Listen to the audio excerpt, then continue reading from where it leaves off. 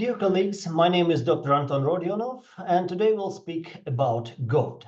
So, gout is one of the most common rheumatologic diseases. It is not only a joint disease, but is a systemic disorder which predominantly influence on kidney function and cardiovascular system, but of course, joint pain and joint inflammation impair quality of life. So gout, that means a foot in a trap. That's a disease which was described a very long time ago. And sometimes here's a figure of a goat which is often presented in different lectures.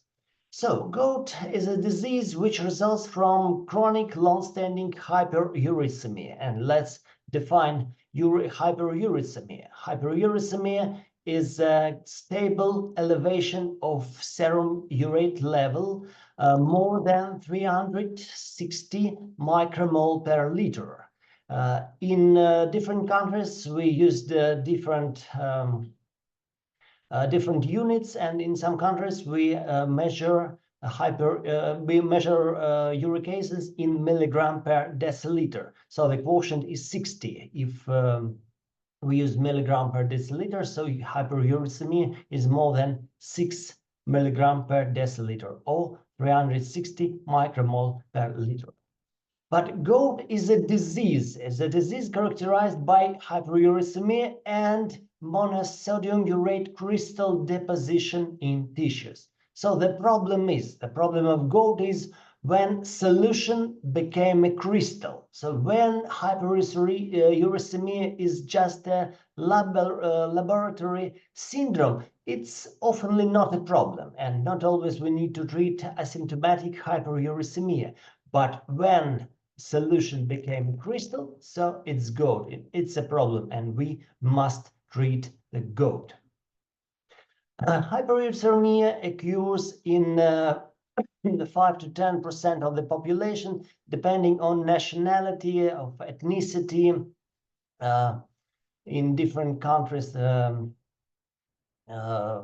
prevalence is can be different. So, but prevalence of gout is no more than 1%. So the gout is a disease which has inheritance, and you can see the third point. With a positive family history, the incidence of gout is 20%. So that means that gout is a genetic disease. Gout is a disease which has genetic predisposition. It's not only because of hyperuricemia, but gout is a disease with strong genetic predisposition. Men affected more common than women.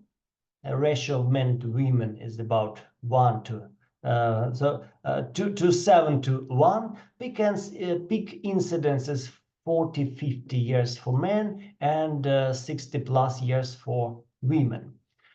So the problem of gout is not only the joint affection, but gout increased risk of atherosclerotic cardiovascular disease, first of all myocardial infarction, and also chronic kidney disease. Sometimes the patient dies from kidney failure. This figure shows, I hope well known for you,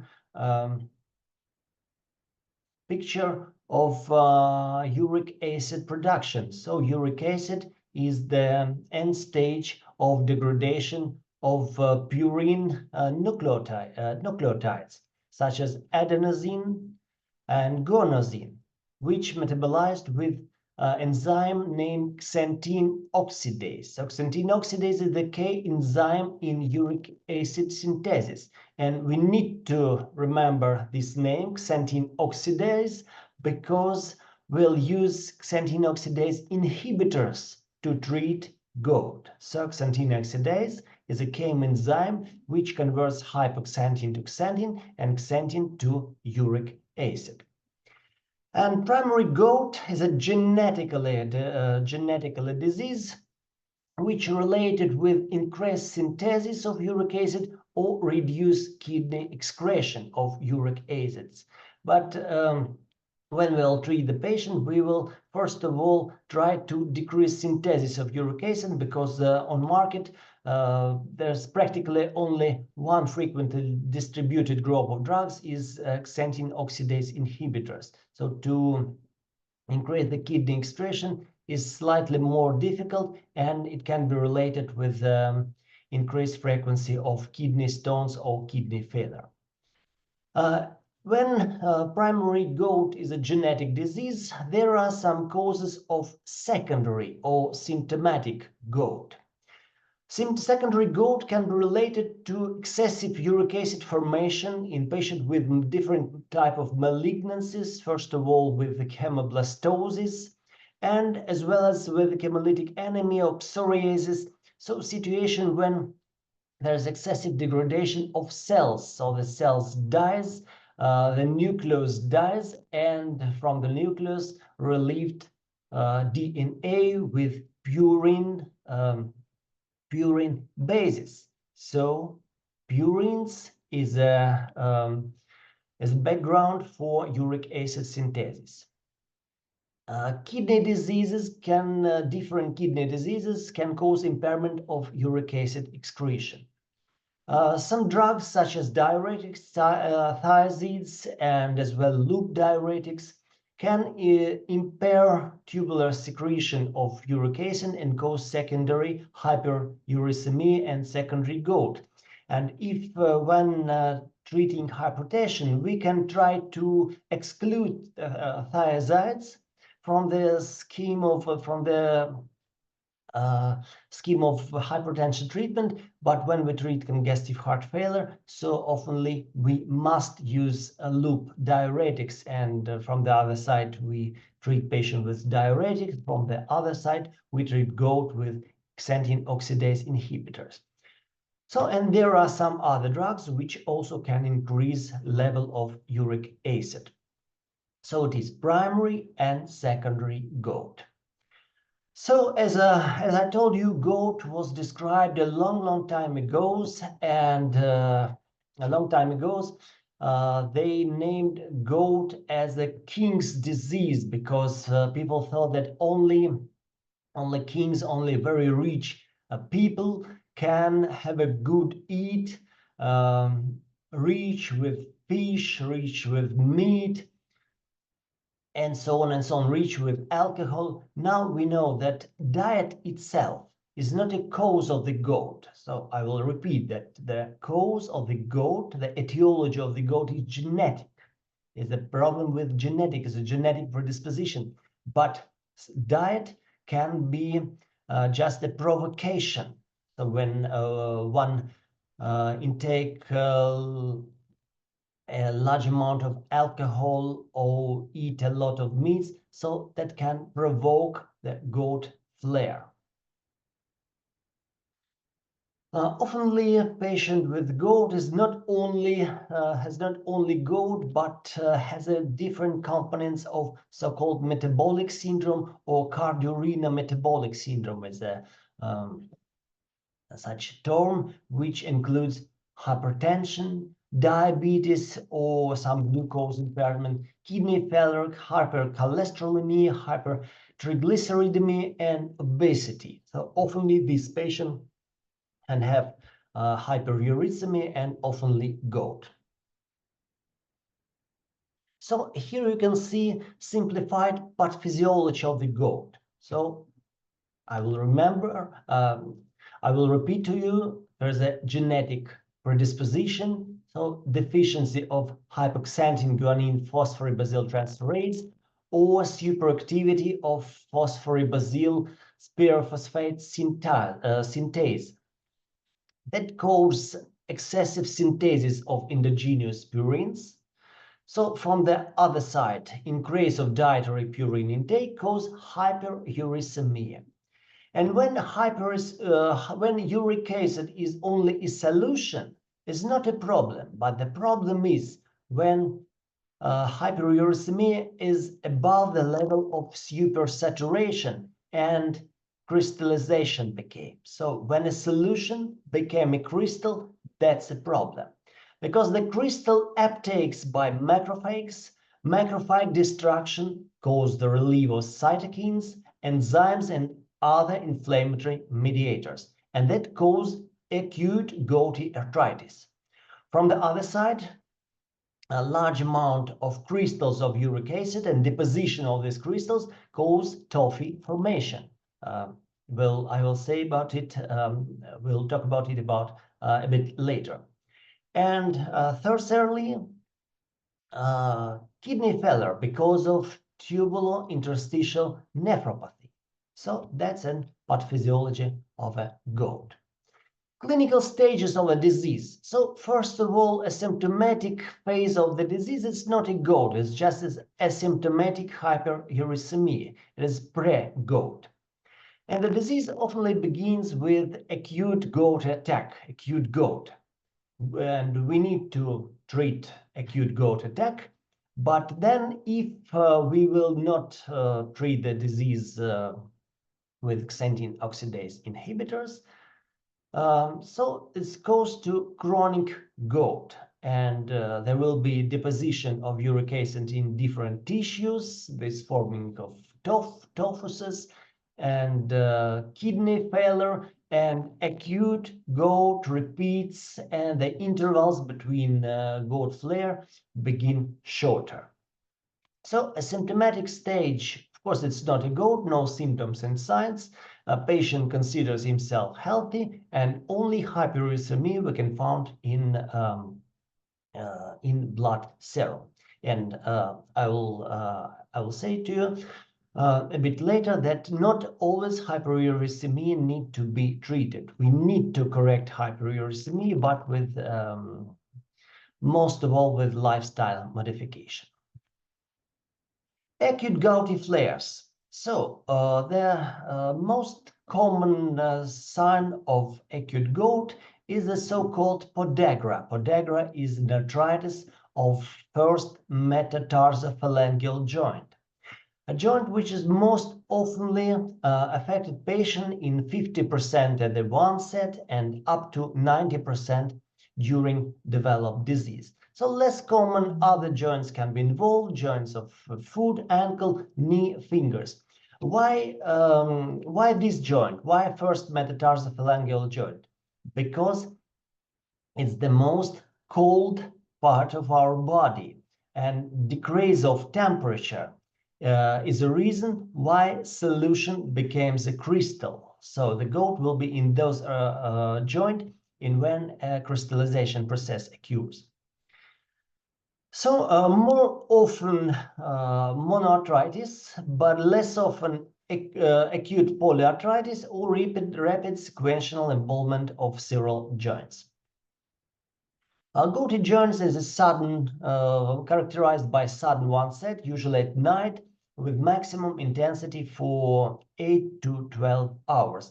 And we can see all signs of inflammation: edema, increased local temperature, pain, hyperthermia, and loss of function.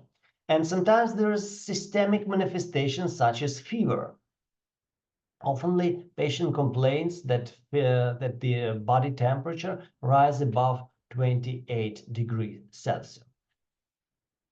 Intercritical periods. So the attack will stop simultaneously or spontaneously or with treatment. So if even untreated, the gouty attack stops within 3 days. But of course, now in modern days, we try to relieve the pain and we try to reduce the inflammation with NSAIDs or with colchicine. But if we do not start to treat gout with xanthine oxidase inhibitors, so concentration of uric acid in tissues increased, and increased deposition of uric acid crystals in joint and other tissues, and attacks begin shorter. And finally, we'll see toffee, solid urate deposits in tissue. Very often localizations, fingers and toes, knee and elbows, ears, some internal organs, bones, and so on. Why fingers? Why ears?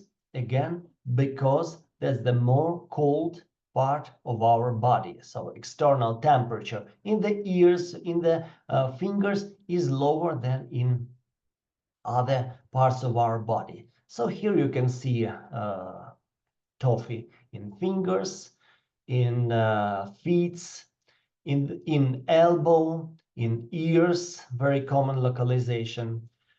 Very dangerous localization, toffee in spine, because this can cause spine damage and spinal cord compression and some neurological symptomatic. Localization of toffee in eye with a special round, corneal round. Complication of gout includes urate nephropathy, nephrolithiasis, secondary degenerative arthritis or secondary osteoarthritis, secondary infections, compression of nerves or spinal cord, as I told you, and intra-articular fractures.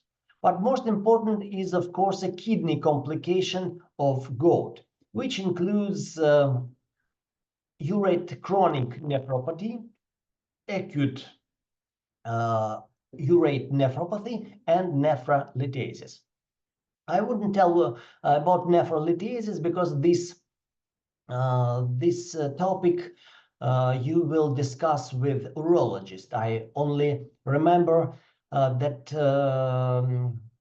kidneys derived from uric acid, they are X-ray negative, and we need to perform ultrasound investigation to find these kidneys. Acute uric acid nephropathy or urate block is acute kidney injury or acute kidney failure due to obstruction of renal tubules and collecting ducts with the uric acid crystals. As a very dangerous complication, as all cases of acute kidney injury. And uric nephropathy manifested by proteinuria, hypertension, decreased concentration function, and azotemia. And uric nephropathy is one of the very serious, very dangerous causes of chronic kidney failure, or as we now use the term chronic kidney disease, and together with hypertensive lesion, with diabetic lesion, so gout caused to advanced stage of chronic kidney disease. So these are very important complications which influence on prognosis. Lab test. What should we do to diagnose gout? First of all, of course, say serum uric acid, but despite hyperuricemia is the key element of gout pathophysiology, hyperuricemia is not the main diagnostic criteria for disease. What does it mean? First of all, I hope you remember that hyperuricemia is a problem of 10 up to 15% of people, and if one has a joint pain and hyperuricemia, doesn't mean that is the gout. So a person can have osteoarthritis or rheumatoid arthritis or our joint disease, but hyperuricemia is asymptomatic. And in 15% of patients with gout, during their gouty attack, uric acid may be normal. Unfortunately, we rather seldom investigate 24 hours uric acid excretion. So urologists use this test, therapists not common use this method, but it can be sometimes it can be useful, especially when choosing the group of drugs for treatment. Complete blood test, of course, we need to do, especially in patients with acute gouty arthritis, and we'll find non-specific acute phase indicators such as leukocytosis, such as elevation of erythrocyte sedimentation rates. And last but not least is biochemical blood test. We need to check a lipids level, we need to check glucose level, and of course we need to check the creatinine to calculate the estimated glomerular filtration rate, and then using CKD API equation, we need to calculate glomerular filtration rate. So to establish the diagnosis of chronic kidney disease. So these are lab tests. But the gold standard of for establishing diagnosis of gout is a polarized light microscopy. Is a special investigation of liquid which obtained from the joint. So if we use polarized microscopy, we'll see needle-shaped crystals or sodium urates in neutrophils with negative birefringence. So here you can see, in this figure, you can see needle-shaped crystals, which is typical for uric acid crystals. So again, polarized microscopy is gold standard to establish the diagnosis. Typical radiologic signs of gout is punch symptoms, is round or stamped defects of the bones surrounded by sclerotic borders. But these changes, these defects, is a tophy, is an intraosseous tophy, and that means that if you already diagnose the gout when the bones has changes like this, so that's a late stage of gout. But before tophy formation, X-ray is usually non-informative, but intraosseous tophy is a late stage of a disease, but it's rather typical. So it's like X-ray negative intraosseous tophy. So uric acid is X-ray negative. That's why there's the round stamped defects. Additional investigations includes the joint ultrasound, which shows a double contour, hyperechogenic thickness of the cartilage. And as well, we can use dual energy computed tomography, which also indicates a deposition of urates in joints and tendons. Additional studies can include kidney and gallbladder ultrasound, gallbladder, because there's data that in patients with kidney, more common we can find gallbladder stones. CT or MRI of joints or spine if it is necessary, tophy biopsy is if it is necessary, and kidney biopsy if there is a clear situation with impaired kidney function. So let's speak briefly again about a typical patient with gout. So gout is a disease which often affects males. As you remember that one woman to 5 men, so male gender. A history of repeated arthritis. The manifestation of the symptoms during several hours. So rapid manifestation, rapid onset of joint disease. Tissue hyperemia about the joint. So hyperemia, tenderness, pain, elevation temperature, loss of function, all typical clinic symptoms of inflammation. Most often affected the first metatarsophalangeal joint. Often concomitant hypertension or other cardiovascular diseases. And finally, last but not least, is elevation of uric acid level more than 360 micromole per liter.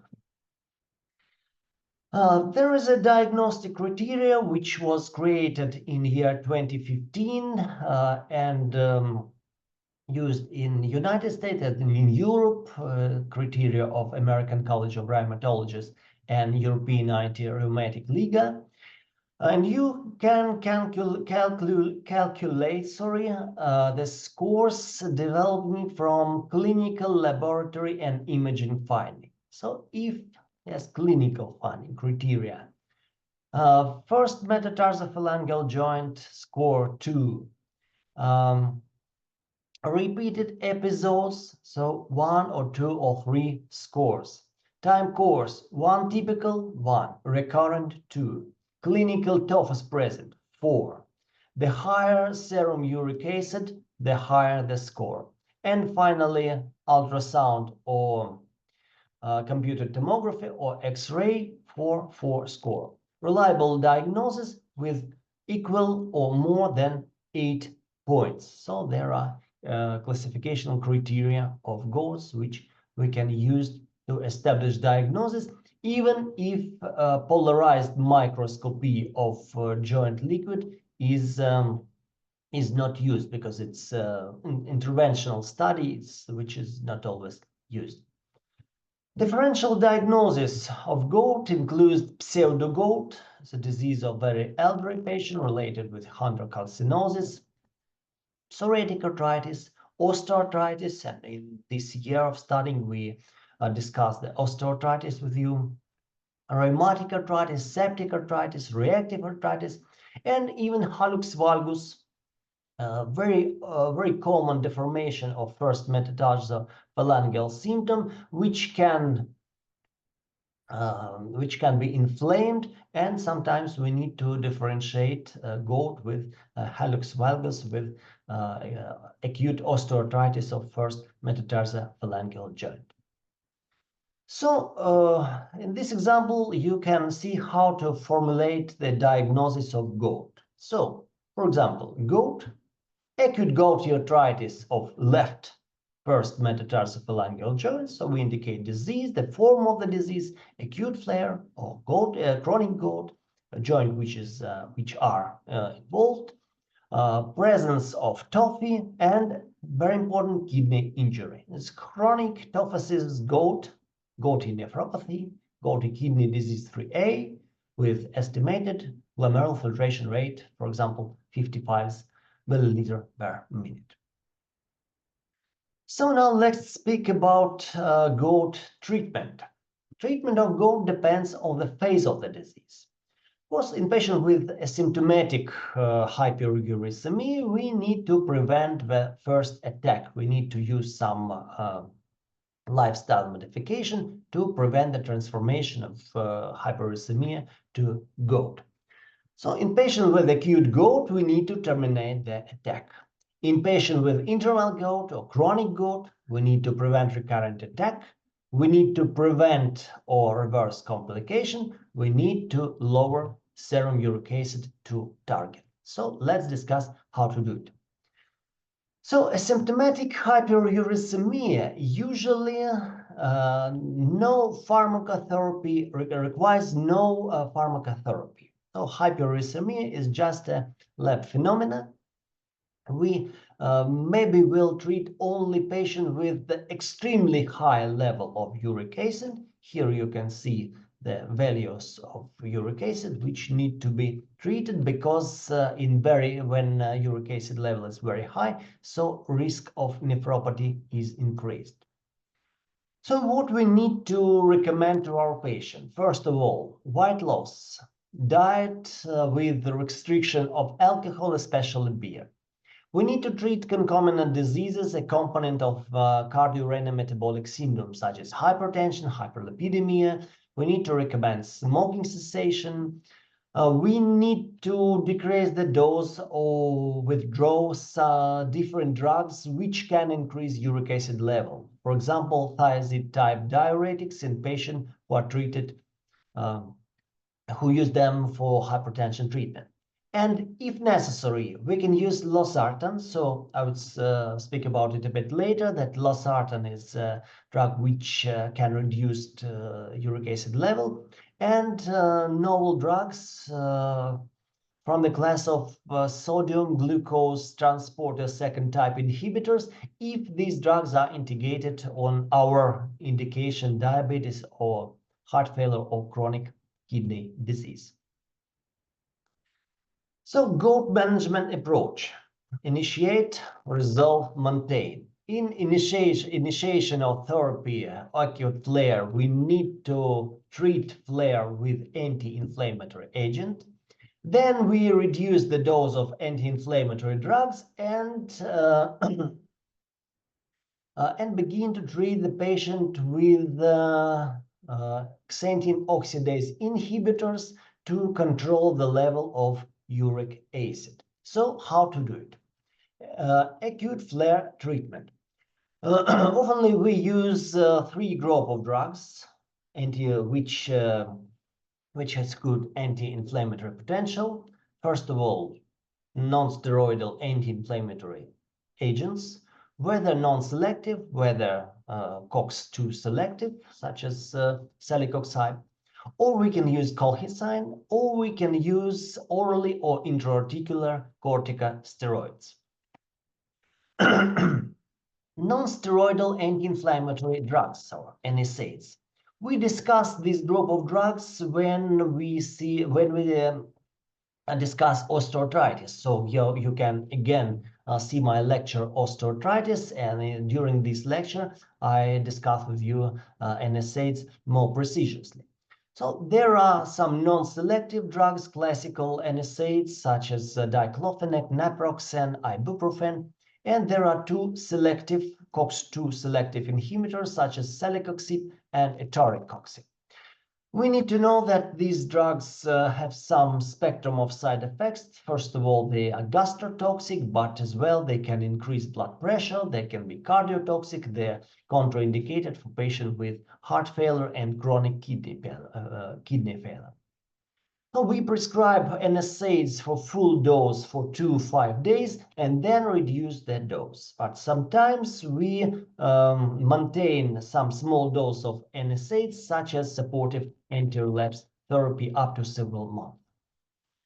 As an alternative for NSAIDs, we can administer colchicine. Colchicine is a very old drug which derived from Holcihum autumnale. Anti-gout effect of colchicine is related to the stabilization of neutrophil membranes. First of all, we use there are some different regimens. High dose regimen or low dose regimen is up to you. More often we use low dose regimen.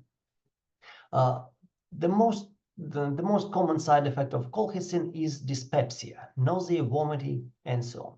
And to prevent attack, we use 1 tablet, 1.6 or 1.5 milligram per day. In different countries, there are different standard doses for 3 to 6 months. Corticosteroids can be used in patients with NSAIDs and colchicine intolerance. We can administer corticosteroids orally or intra-articularly. Daily doses of prednisolone you can see on the slide, but we need to monitor side effects. Corticosteroids, they have a lot of side effects: hypertension, elevation of glucose level, elevation of blood pressure, hypertension, and so on. And there is a novel anti-gout agent, but this very expensive, is monoclonal antibody to interleukin-1 beta, named canakinumab. Trade name is Ilaris.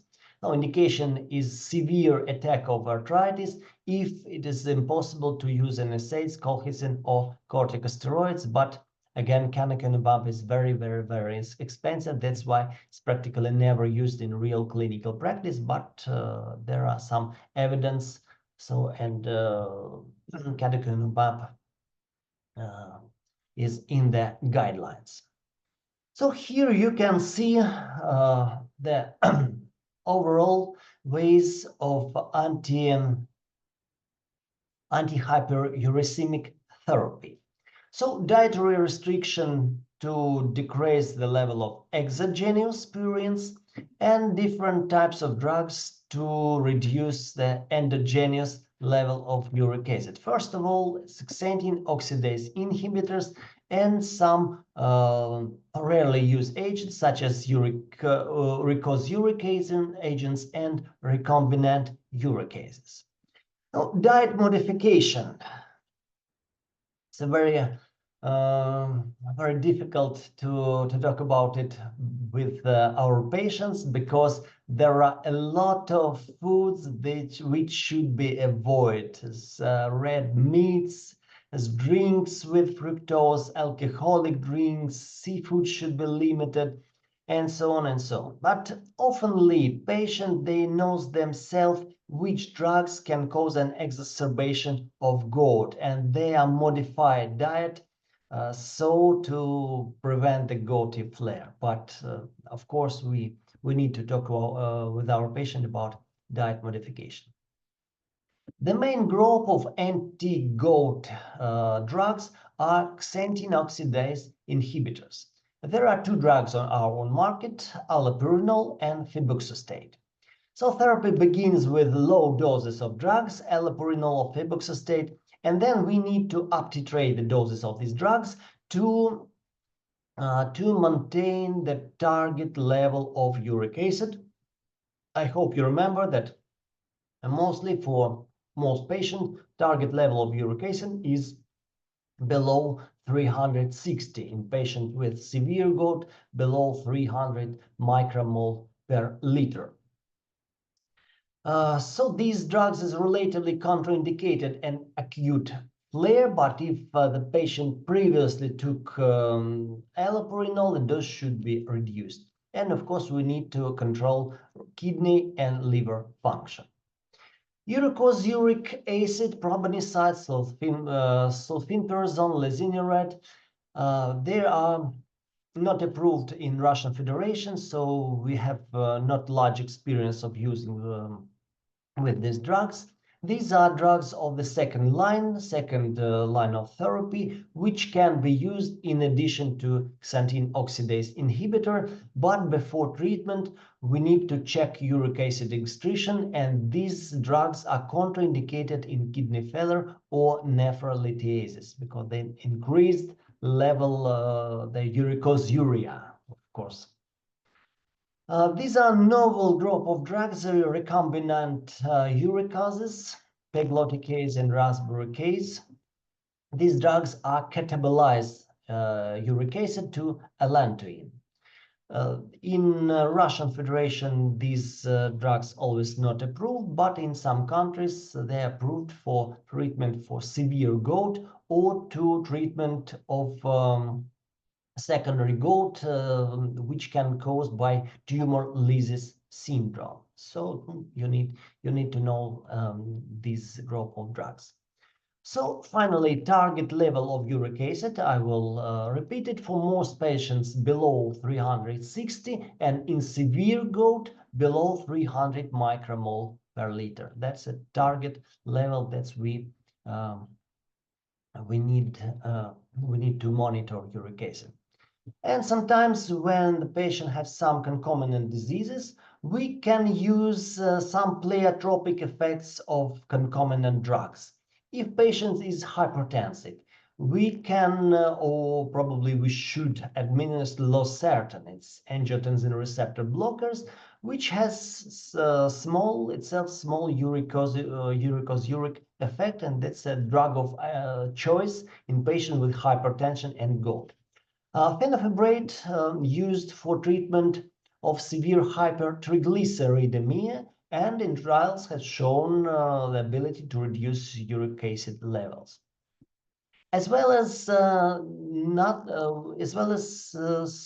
natrium sodium cotransporter of second type inhibitors, dapagliflozin or empagliflozin, which also reduce uric acid level approximately in 50-60 micromole per liter.